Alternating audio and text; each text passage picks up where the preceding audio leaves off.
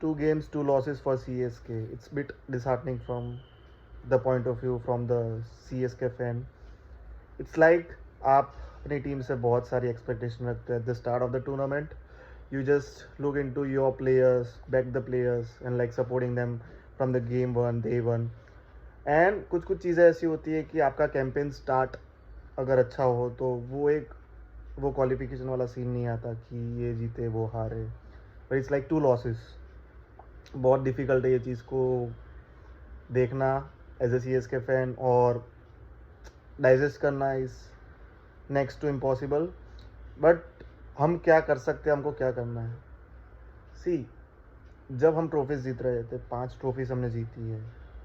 We have enter into the playoffs most number of the times. तो वहाँ पर जब हमारी टीम जीत रही थी तो हमने सपोर्ट नहीं छोड़ा था. तो it's like a family, it's like a partner के जो आप अपने दोस्तों का साथ आप ऐसे प्रॉब्लम में नहीं छोड़ते. अगर उनकी कुछ तरक्की हो रही है तो you will be there for them, कि आप उनको अप्रिशिएट करो. And when they lose, when they have any setback in their life, तो आप उनके साथ सबसे पहले खड़े रहते हो कि उनको आपकी ज़रूरत है, वो आप उनको देखते हो, पूछते हो. तो same goes with CSK. It's not just a team, it's an emotion for all of us. I need to tell each and every CSK fan that please support the team. Youngster है यार.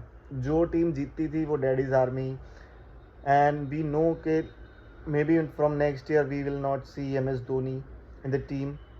And ये जो पूरा empire है वो खड़ा किया MS Dhoni ने, उसके अराउंड ये जो प्लेयर्स है, मे बी उनका कुछ रोल है, उनका कुछ थॉट प्रोसेस रहा होगा कि नए बंच ऑफ प्लेयर्स के साथ जाने के लिए, जहाँ पर आयुष मात्रे, कल उन्होंने अच्छा परफॉर्मेंस दिखाया, सरफराज खान, नूर अहमद जो विकेट नहीं ले रहे बट प्रोमिनेंट यंगस्टर है चेन्नई की टीम में.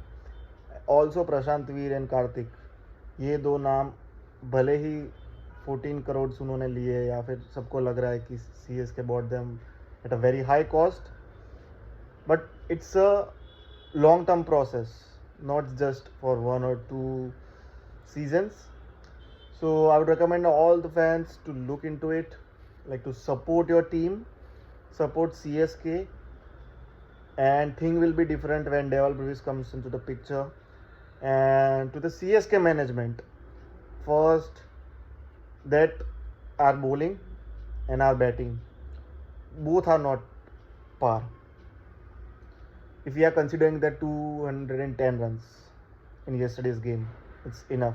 नहीं है. कल की पिच पे आसानी से 220, 230 या 235, 40 भी बन सकते थे. एंड वी कुड सी, अगर CSK टॉस जीतता, श्रेयस अय्यर की टीम की बैटिंग आती, तो वी विल डेफिनेटली सी के वहाँ पे वो लोग 230, 240 बनाते. तो वो जो 20-30 रन का कुशन है, कोई सी भी बॉलिंग लाइनअप हो तो उसको एक अच्छा सपोर्ट देता है. 210 रन इन दिस ट्रैक, जहाँ पे चेपॉक अब रन्स का पहाड़ बन चुका है, कि जहाँ पे अब 200 इजीली बन सकते हैं. प्रीवियसली जब खेला जाता था चेपॉक में, वहाँ पर अच्छी तरह से रन्स नहीं बनते थे. वहाँ पे 150, 160, even 150, 160 is a good score at that point of time. But अभी चेपॉक का पिच बदल गया है, उन्होंने बहुत सारे चेंजेस किए हैं पिचेस पे. ग्राउंड आप देख सकते हो कि उनका ठीक ठाक बड़ा है, ऐसा नहीं कि छोटा है. और देख रहे थे कि वहाँ के पॉकेट्स जहाँ पे सिंगल डबल ले सकते हैं, तो कुछ नहीं, बहुत सारे की एरियाज है जहाँ पे होम मैचेस, CSK के होम मैचेस अगर उनको अपने काबू में करने हैं, उनको वो जीतने हैं. देखो कि अगर 6 होम मैचेस बाकी है, राइट, अब they can try to win around 4 और 5 मैचेस, और जाके जो अवे मैचेस है वहाँ पे 2 या 3 विन, या इवन 4 विन, तब जाके वो 16 पॉइंट्स पे पहुँच सकते हैं. Again I am not coming to the points table कि जहाँ पे उनको क्वालिफाई कराने के लिए खेलना चाहिए. First CSK needs to look into their combination. And my only suggestion is bring Akeal Hosein on. Akeal Hosein आपको पावर प्ले में एक और देगा, जहाँ आपके पास विकेट नहीं आ रही है. जो आपके पास खलील है, अंशुल कंबोज है, देन आपके पास मैट हेनरी है. अगेन मैट हेनरी जिस इम्प्रेशन के साथ, जिस रेपुटेशन के साथ आ रहा है, उस हिसाब से उनकी विकेट्स नहीं आ रही है. या फिर अंशुल कंबोज और खलील अहमद पे जो भरोसा दिखाया है और नूर अहमद पे जो भरोसा दिखाया है, वो अभी तक खरा नहीं उतरा इन 2 मैचेस में. तो I would suggest this change. Jamie Overton को मत निकालो. He saved you from the collapse in the first match जहाँ पे उन्होंने खेला, तब जाके हमारा स्कोर 127 हुआ, वरना हम कहीं पे 70, 80, 90 पे फंस जाते. तो your 4 overseas will be Dewald Brevis, Akeal Hosein, Noor Ahmad and Matt Henry. अब यहाँ पे आप कुछ नया करना चाहते हो या कुछ यूनिक करना चाहते हो, तो I would suggest a player जो है Aman Khan. Correct me if I am wrong कि उसका नाम क्या है, Aman Khan. I see him in the nets, is a good hitter. आपको बैटिंग में ऐसा चाहिए जो गेम का मोमेंटम बदल दे. कल की मैच में क्या हुआ, जो ऋतुराज ने किया वो एज अ फैन डिसहार्टनिंग है. वो अगर एक टैक्टिक होती या फिर वो 20 ओवर तक खेलते तो we might see the difference in the strike rate as well, but वो हुआ नहीं. तो ऋतुराज गायकवाड़ जो चीज़ कर रहे थे वो कंप्लीट नहीं, और उनको वो बैकफायर कर गया.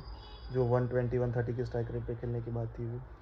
तो 3 या 4 नंबर पे वहाँ पे अमन खान जैसा एक प्लेयर जो क्विक 15 बॉल 30 दे सकता है. कल सरफराज ने भले ही दिया, बट सरफराज का लेट एंट्री हुआ, तो वो भी आप देख सकते हो कि 10 ओवर्स के अराउंड चेन्नई का स्कोर था 101.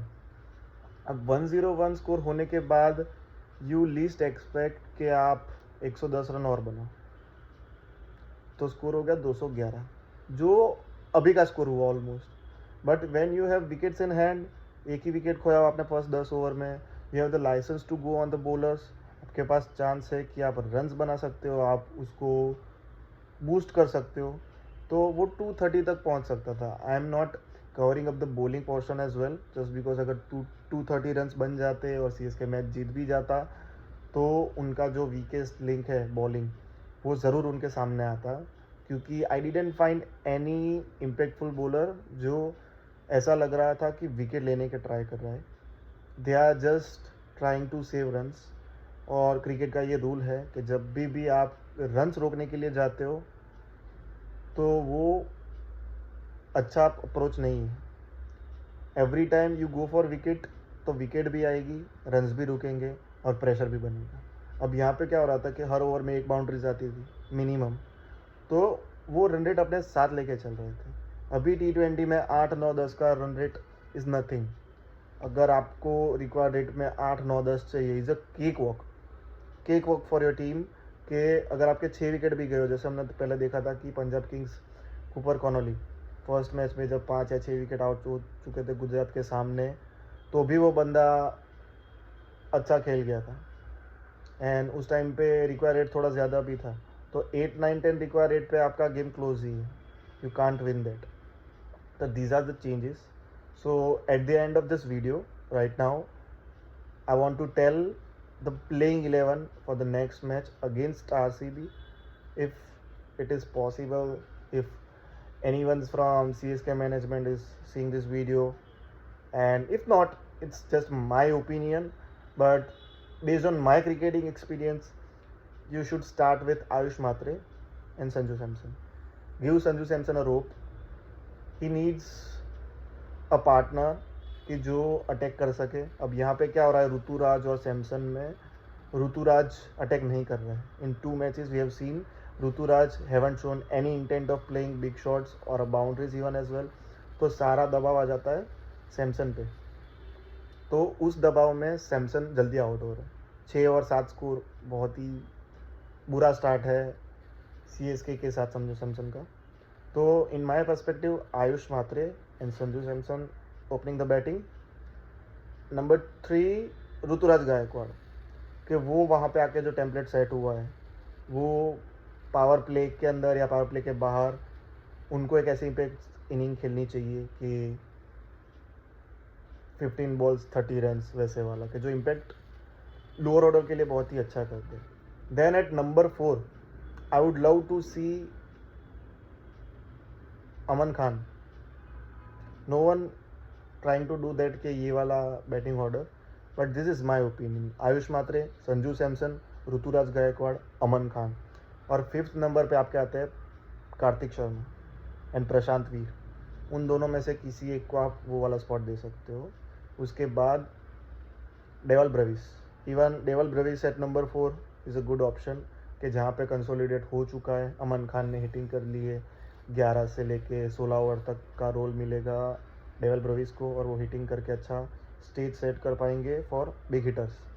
And for a good move you can shift Aman Khan down the order at 4 और 5 के जब स्टेज सेट हो तो हमारे 2 हिटर अमन खान और दूसरे Shivam Dube, and third one will be Sarfaraz Khan.